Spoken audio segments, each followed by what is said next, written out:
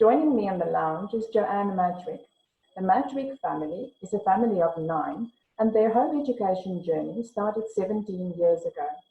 Joanne was inspired by Charlotte Mason and used her approach to educating their children. Joanne, who was Charlotte Mason and what is the Charlotte Mason approach to education? Charlotte Mason was around probably about 100 years ago. And when we first heard about her, I was a bit confused how someone from 100 years ago could actually have any impact in our lives today.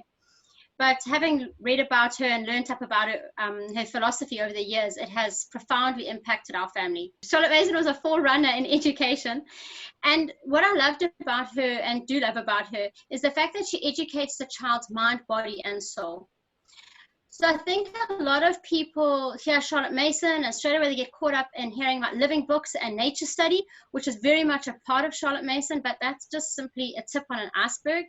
But really what Charlotte Mason is all about is it's a philosophy, it's not a system, and it's not a curriculum. So I often have people phoning me and asking me for a Charlotte Mason curriculum. It's not a curriculum, it's a way of life. It's a way of thinking, a way of acting, and a way of teaching our children to manage themselves. So yeah, Charlotte Mason basically has 3 main pillars. I'll quickly share those with you. That is that she looks at the atmosphere, she looks at your discipline, which is not your punishment, but disciplining in habits and in your way of thinking. And then you've got your living books, which a lot of people click onto the whole living book side, but without the other pillars of your atmosphere and developing your habits and training your will, you don't really have a full Charlotte Mason philosophy and education. So what would the benefits be of following the Charlotte Mason approach? Well, we've been using Charlotte Mason for 17 years now. And I'm looking back now, my oldest is 23 and she's just got married. And she phoned me the other day, and it was such an interesting phone call because she phoned to thank me for things that we had done over the years that I'd been like, oh, okay, I didn't even realize we had done that because it was just a part of the way we live life. But things such as having her washing dishes, being a part of the home, doing the shopping, changing babies' nappies. And Charlotte Mason was very much about not creating a child's environment, but rather pulling the child into the real world and into life. So what I've loved about having a Charlotte Mason philosophy and a way of educating in our home is that it hasn't ever been just about the schooling. So we've never done school at home where it's been about the academics. So let's just do school and it finishes at 12 o'clock. Instead, this is a way that we live life. So when I'm teaching my child the habit of how to wipe a shelf correctly, that's part of our schooling.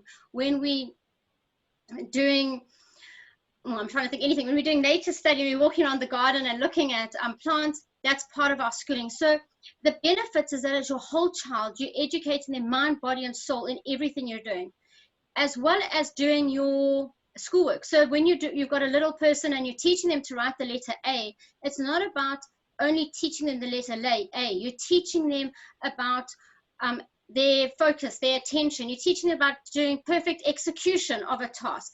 You're teaching them the habit of obedience. I've told you to hold your pencil like this and we're going to hold it like that. So everything has a purpose. When we're doing maths, it's not about getting the right answer, but it's about teaching the brain how to think. It's about understanding the numbers in nature around us. So everything is so intertwined. The benefits for a family is that it doesn't separate your day between academics and non-academics. I also love the fact that we don't, she talks about not doing things for marks and for rewards. So whether that reward is getting more, trying to think, whether that reward is an ice cream or a star chart or whether it's getting an A, instead it's having knowledge for knowledge's sake. And as my children have got older, I have been blown away by how they love to learn just for the sake of learning. So there's not this chasing for the marks and chasing for the results. Obviously, you get to a point when that you might need to go into a system in order to do your matric or all that. But as a heart, and you can even use the Charlotte Mason philosophy to do those things later on, but you keep this underlining philosophy and method.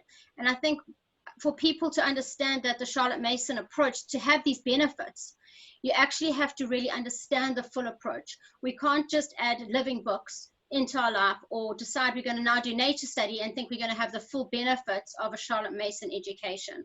Now, the question is, how does one apply the Choarlotte Mason approach to specifically the preschool years?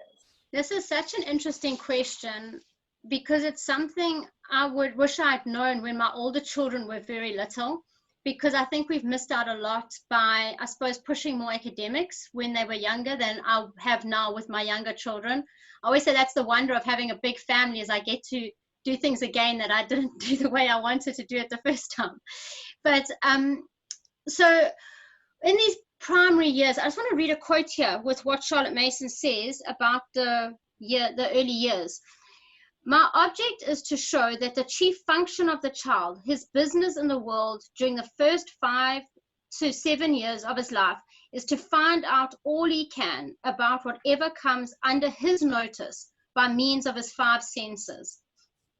And I just love that. Is such an amazing foundation, that it's child-led, that it's what comes across the child's path, and that them to find out whatever they can find out about those things. So whether it's a child engaging, lying outside, lying and looking at the windowsill and watching the ants, that is part of their education. And I often have parents speaking to me and asking about what can I do with my child? What schoolwork can I, what academics? And I think we often say to a child, just go and play. And I think that can, sorry, that can also sometimes be a bit vague for a child when we say go outside and just play. So it's not that. To help a child learn to attend. So a child will naturally jump from task to task and subject to subject and topic to topic. They will play with something and they'll drop it and they'll move on to the next thing. And part of our job as parents in these primary years isn't to spend the time entertaining our children and saying to them, okay, just go and play, or here's another toy to play with. Part of these primary years is us helping them lay down the rails. Earlier I mentioned very briefly about the habits. And this is one thing I've realized now as an older mom with older children, is I wish I'd spent more time in those primary years with my older children, laying down the rails of those habits of thought. We always think of habits of cleaning your teeth, but there's so many more habits besides just those simple ones. There's one of my children, often the thought automatically is that people are out to offend. So they did that to me, and why I'm upset because, and it's like, no, that person loves you. You're picking up an offense, it's not an offense. And that is so important for me to not allow that train of thought to grow, because if I leave that unchecked now, that could grow into a huge disadvantage later on in life. So in these primary years, we have the most amazing opportunity as parents to you think of a vine that's growing, and we're busy putting up the trellises for it to climb on, and we directing the branches this way, and every day it's being, Choarlotte Mason uses the word masterly and active. So as parents in these primary years, we are there all the time. We are listening. When there's an attitude, or there's a tone of voice, or there's a dish isn't put in the sink, or so constantly, and it's not nagging them at all. It's simply we're showing them and training them. And the next day, and they leave the table, say, don't forget your bowl. We come alongside them, we cheerlead them. So it's not about nagging, but at the same time, there's an expectation. And a few days later, look, when they leave the table, oh yeah, my bowl. So then they will remember to take it. And Choarlotte Mason even talks about doing role play in the primary years, of actually practicing how to thank people, practicing when my brother or sister offends me, this is how I can respond. So these primary years are very important in laying down all those attitudes and those habits for the years in the future. But then people also want to know about the academics. So that's very much just part of everyday's life. So when we're making bread every day, I'll get one of my preschoolers to measure out the bread every day. I'll often get them to share things out and make sure that there's not enough for everyone. So they'll come back and they'll be back. Everyone's got one and there's 4 left. What are we going to do? And I'm like, I don't know, figure it out. And they then have to halve it. And so they're actually problem solving. I'm not just getting them to randomly count things, but it's a case of actually being problem solvers and a part of the family. And as they're doing these things, they're building on all those skills. And you'll notice where she says children, things that come across their paths, simple things at school, we would be given a worksheet to do more and less. Whereas with a child, you'll see they'll have 2 plates in front of them and go, I want that one. And you're like, but why? And you say, well, he's got more. And I would say, but why do you say he's got more? And they can say, no, but look, I've got 3 and he's got 5. Suddenly they're busy doing all their maths. So these primary years of teaching the letters while you are from the fridge magnets, as they're learning to speak, you teach, there's an A, and they're learning all these educational, I want to say tools, that's not the right word, foundations, these educational foundations in the primary years. I mean, there's so much between nature and just the Choarlotte Mason talks about ideas being the food for the mind. And these primary years just provide the children with so many layers of food. And as they're watching that ant, and they're watching it build the house, they're watching it carry something so huge, the wonder of the plants outside. I mean, my girls just every day, they're bringing in a different flower. Mom, look at this. Did you see that? One of them came running in today. One of the birds in the garden's dancing. And later on in life, they're going to have such a richness when they're reading literature and when they're learning biology and doing all these other things, because they've got these primary years where they've been able to engage with people and nature and the world around them. You are a trained remedial teacher, and parents would often approach you for assistance in teaching their children to read. Why does a number of children struggle to read? This is something that I've grappled with over the years, because even with my own children, I've had some that just learned to read very, very young. They just literally, I don't even know how they learned to read. And some of my other children have found it incredibly difficult. I have some of my own thoughts on that, which I'll research and do a research project on one day when they've all left home. But one of the things I have found is that our children aren't taught nowadays to attend. And even if you look in Choarlotte Mason's day, she talks about the attention being a problem and observation being a problem. And with our world, everything changes so fast, whether they're watching TV or whether there's this activity, that activity, and we're jumping from one thing to the next thing. And we don't ever learn to settle our minds on anything. And so that's the one side of it. So suddenly we're wanting a child to read the letter A, and they are so used to being entertained that now to engage with a letter A there's just no attraction to it at all, because they don't have a relationship with it. There's no connection to it at all. And so that's what Choarlotte Mason actually talks about, from when children are very little, from the age of 2, to start introducing them to the letters of the alphabet, but simply through play. So as they're playing, she talks about having wooden letters. So we often have our fridge magnets, and the children are playing with them. They become an object. It's something while I'm busy in the kitchen, they will be playing with on the floor, and I'll say, look, there's a M and there's an oh, look, it makes the word mom. And suddenly there's a heart connection. Hang on, this word says something that is connected to my heart. Rather than our children are either too young to be introduced to formal lessons, and then therefore they lose interest, or otherwise there is no heart connection. They have no relationship with these words they suddenly have to learn, as well as having a very short attention span and a very short, an inability to observe carefully, and then you get all your letters mixed up and down. So what I found has worked so incredibly well is with my children that have battled is actually to go back to Choarlotte Mason, and now for my other pre-readers, my little guys that are only learning to read now. And we've spent so much time in observation and in drawing, and actually going and looking at a leaf in the garden and coming inside and drawing that leaf. So they're looking at it, memorizing it, drawing it. So instead of giving them a letter, which is something so abstract that they have no relationship with, to use the things that they naturally already have a relationship with from their preschool years. And as they take those, then they're drawing those items, and they might want to write the word ant or leaf or whatever it is that they've seen and they've drawn. She also talks about going and taking pictures in your mind of views, and that is amazing. We'll go for a walk, and I'll say to the children, take a photo in your mind. When I haven't got the camera here, take a photo, close your eyes. Tell me, what can you see inside your mind? And as we do that from the younger ages, by the time they're now hitting the ages of 7 and we're starting to read, and we say to them, see the word inside your mind, they actually already have the skill and the ability, and they know what I'm talking about because they've already seen that in their mind from using it in things that they have a heart connection with.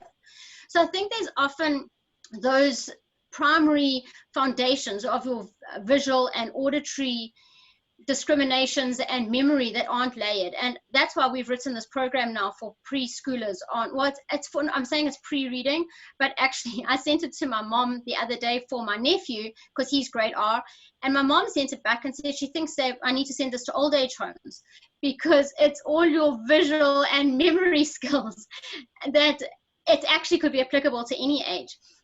And then from there, what I have found absolutely amazing is using Choarlotte Mason's method of teaching reading. You use poetry, you use beautiful literature, because once again, the children are connected to that. Instead of having Jack went up the hill, which means nothing to them, you've got a beautiful piece of poetry, and they have big words and have interesting words, instead of just being in trouble for not learning the word the and then and what, which are just so dry, such dry words to a young child. So I think there's a lot of reasons why children battle. I think as well that we don't read enough. That, as in, my children have asked me right up till matric to carry on reading to them, and I found that very interesting. That it's, yeah, I think we often will see a child starting to read and then we'll stop reading, and then we cap that. And whereas when we carry on reading, we're giving them bigger words, we're challenging them all the time to a level which they aren't at yet. So I would encourage parents to carry on reading and to not think that these primary years aren't fundamentally important for the years to come. So even when a child comes and they tell you a story about the dog that chased the little boy down the road, let them tell the story, because that is laying the foundations for doing narrations later on.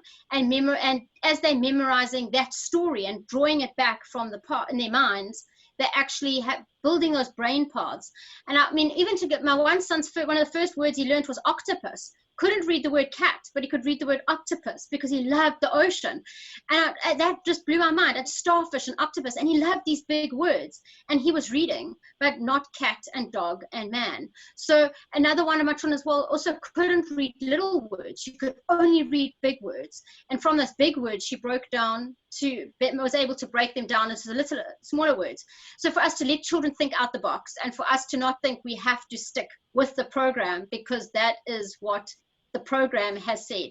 Because as Choarlotte Mason says, children are people, and when we treat them as a person and we treat them in a way that we would like to be treated, I think we just are blown away by the ability to read and the ability to do maths and things that we don't usually see because we're busy drilling them. And I think that drilling also often discourages people. From your experience, what method would you recommend parents use in teaching their children to read? That's an interesting question, because I think everyone's going to have their own favorites. You're going to have your flavor of the day, which, being in the remedial and in the teaching world, we've seen different programs come up and everybody loves this one. There's all the different promotions and every single one is great and amazing. I will say, though, over my years of especially teaching second language children, that a lot of our flashy programs out there with a lot of stories and language involved in it often crowds the child's ability to learn to read, because it's just too much information. They actually just want to know that a cut is a cut and it says a cut, so I can just show them just this is a cut.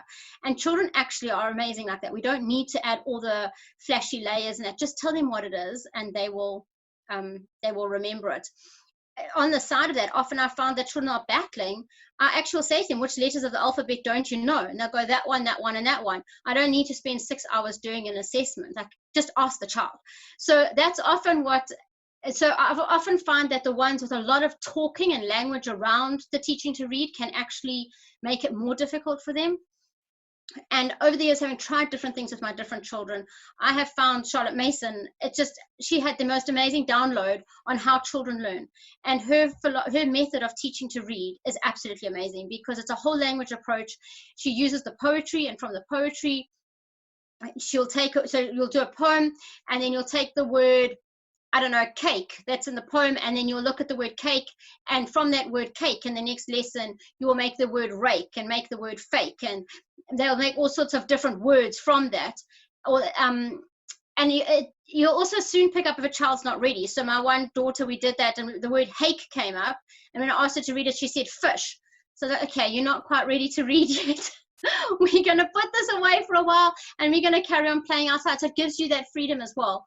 But what I do love about the way that she teaches it is that she says sand is capital. And I just love that. The children, even this 100 years ago, children have to write the words in sand to actually use your kinesthetic feeling. Her approach uses all the different learning styles. They build them out of Play-Doh, they write them, they close their eyes, they memorize the word, and then they will go and make all the other words in the phonetic list.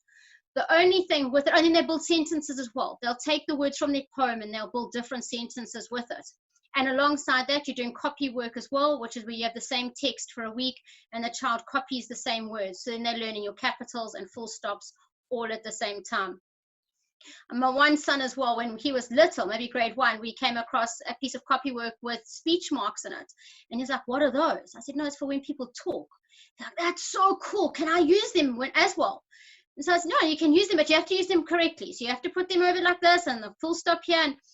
And so it wasn't a case of me now giving him 100 lists of make it from indirect to direct speech like we all had to do at school. He formed a relationship with it. And he's like, no, I want to use this.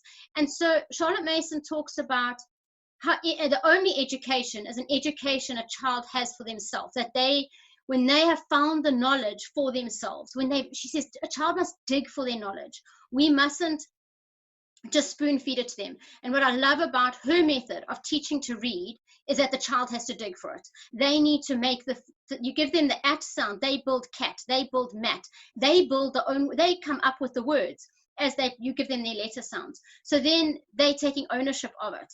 And it takes a lot longer. They don't read as quickly, but those are deep rooted, forever known. We don't need to go back. We don't need to drill those words, because once they've got them, they have a personal relationship with what they have learned. So yeah, out of all the things I've done over the years, for me, I've just been blown away by her method and philosophy in absolutely everything, and even in the teaching to read as well. I love how your daughter made the association with fish for hake. She knew what it was. It seems that the Choarlotte Mason approach is also offering your child a rich environment in which to learn and study, and it's a nice hands-on approach. So thank you very much for sharing your information with us.